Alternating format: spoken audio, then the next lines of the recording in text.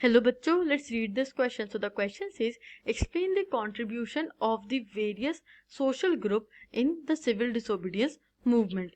Second is, various classes and groups of Indians participated in the civil disobedience movement for different reasons. Choose any 4 classes and explain their reasons to participate in the movement. यहाँ पे हमसे पूछा गया है कि different groups और classes क्यों join करते हैं सिविल डिसोबीडियंस मूवमेंट में और उनके क्या रीजंस होते हैं ज्वाइन करने के. Let's see the key concept. Key concept is nationwide movement. Civil disobedience movement एक नेशन वाइड मूवमेंट था. ये 1930 से 1931 के बीच में ऑर्गेनाइज किया जाता है. इस मूवमेंट में बहुत ज़्यादा सोशल ग्रुप्स पार्टिसिपेट करते हैं और उनके डिफरेंट इंटरेस्ट रहते हैं. Let's see our answer. First point is rich peasants. Being producers of commercial crops, rich peasants were hit hard by trade depression and falling prices. As the government refused to reduce revenue demands, they participated in great numbers. For them, fight for Swaraj was a struggle against high revenue. Rich peasants participate करते हैं और उनकी demand रहती है major revenue reduce कराने की. जो rich peasants होते हैं वो प्रोड्यूसर्स होते हैं कमर्शियल क्रॉप्स के और उनको बहुत ज़्यादा लॉस होता है due to trade depression and falling prices. 1929 से 1932 के बीच में ग्रेट इकोनॉमिक डिप्रेशन होता है जिससे ट्रेड डिप्रेशन भी होता है. ट्रेड डिप्रेशन मतलब कि ट्रेड बहुत ज़्यादा कम होने लगता है, डिमांड कम होने लगती है और प्राइसेस भी फॉल हो जाते हैं. बट जो गवर्नमेंट होती है वो किसी भी तरीके से रेवेन्यू कम नहीं करती है. गवर्नमेंट अपनी रेवेन्यू डिमांड उतनी ही रखती है और जो रिच पीजेंट्स होते हैं वो उसको सेटिस्फाई नहीं कर पाते हैं. इसलिए वो लार्ज नंबर में पार्टिसिपेट करते हैं और उनके लिए स्वराज का मतलब था फाइट फॉर स्वराज, मतलब struggle against high demand, high revenue demand. Second point is women.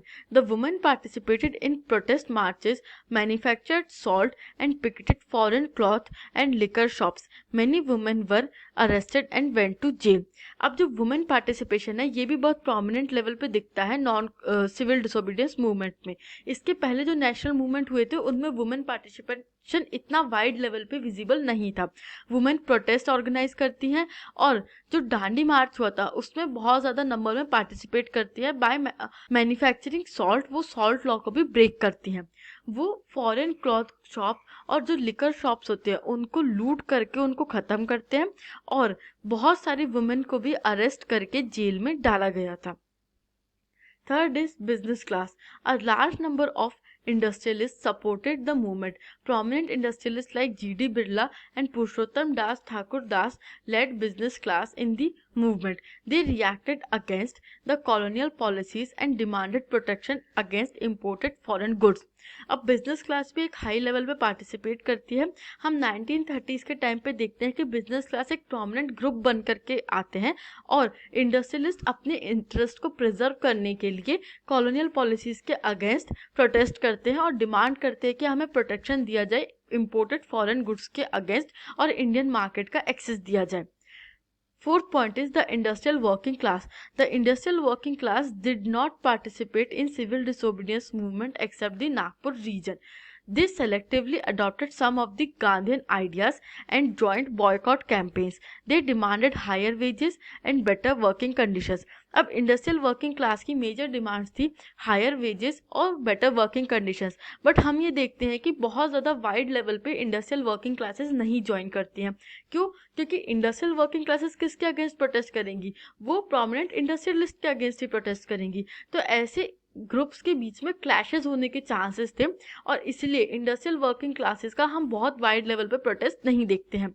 जो मेजर पार्टिसिपेशन होता है सिविल डिसोबीडियंस मूवमेंट में इंडस्ट्रियल वर्किंग क्लास का वो नागपुर रीजन में देखने को मिलता है जहाँ पे वो सेलेक्टिवली गांधीयन स्वराज के आइडिया से ज्वाइन करते हैं और कुछ बॉयकॉट कैंपेन्स में पार्टिसिपेट करते हैं.